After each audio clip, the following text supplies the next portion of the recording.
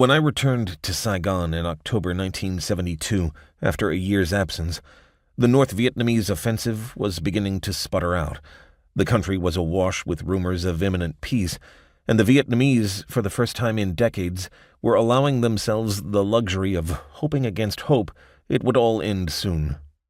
As the big Cathay Pacific jet began its final approach to Tan Son Nhut Air Base, I had an immediate sense of how far we and our allies had come since I had first set foot on Vietnamese soil back in June 1969. On that sweltering summer's day, 3 years before, the plane had corkscrewed in for a landing to avoid communist ground fire on the outskirts of the airfield. This time, the final descent was a long, slow glide over rows of corrugated roof shanties that had grown up around the city with the continuing influx of refugees, and the green and brown patchwork terrain stretching away into the distance looked as Pacific as the Louisiana countryside. As I jogged across the tarmac to beat the crowds to immigration, I remembered my seat companion on that first flight in '69, a colonel's wife who was paying a surprise call on her husband to check into rumors he had taken up with a Vietnamese bar girl. By the time we rolled to a stop in front of the arrival terminal, she had rehearsed her worst fears to me a dozen times, over nearly as many martinis, and when she stepped out on the tarmac in the blazing sun, she had collapsed on the spot, sending the Marines on duty at the front gate into gales of laughter. Now, there were no army wives among my fellow passengers.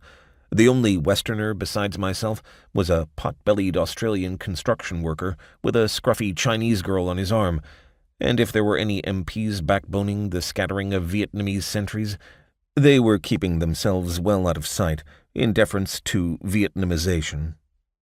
The ramshackle barn of a building that served as the arrival terminal was in its perennial state of disarray, with broken crates and abandoned luggage strewn across the cement floor, and still without a money changer's window to accommodate new arrivals.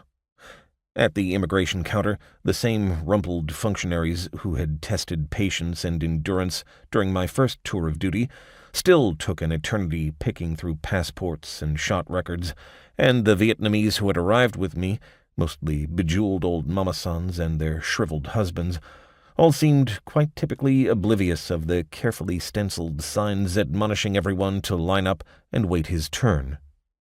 The Vietnamese chauffeur whom the embassy had sent to pick me up apologized for the chaos, said he remembered me from before, and quickly guided me through the crowds of cabbies and cyclo drivers out front to his air-conditioned Chevrolet.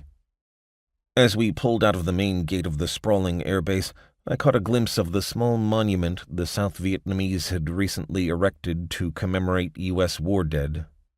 "The noble sacrifice of the Allied soldiers will never be forgotten," read the inscription. It was all but overgrown with elephant grass.